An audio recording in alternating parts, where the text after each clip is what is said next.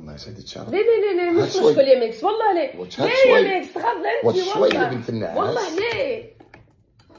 طلاق ميكس وضحى عنوان ضجت به مواقع التواصل الاجتماعي ومحركات البحث خلال الساعات الماضية مع انتشار أخبار تفيد بطلاق ميكس وضحى التيك توكر الشهيرين، والذي كان مفاجأة للكثير من محبيهم، مما جعل الجميع يتساءل حول طلاق ميكس وضحى.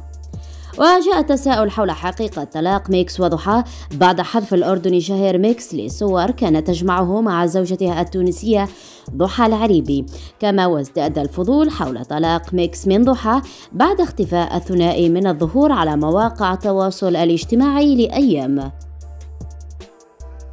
هذا على الرغم من التوافق بين الثنائي ميكس وضحى، إلا أن شائعات انفصال ميكس وضحى ظلت تلاحقهم منذ ارتباطهما، فأكثر من مرة تنتشر أخبار تفيد بطلاق الثنائي، إلا أن ميكس أطل هذه المرة ليؤكد صحة الشائعات المتداولة وأنه وضحى في طريق الطلاق، كما نفى ميكس اتهامه بضرب ضحى. والطلاق نصيب، كل إشي بالحياة نصيب. عملنا المستحيل، أنه ضحى حاولنا إنه نقدر نكمل الحياة، خلص رب العالمين مش كاتب إنه نكمل الحياة، وبالعكس والله.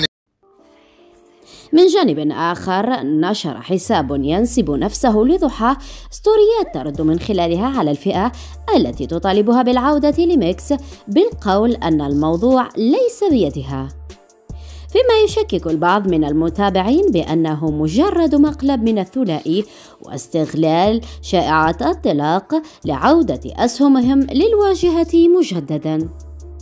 فماذا تعتقدون أنتم متابعي آر نيوز؟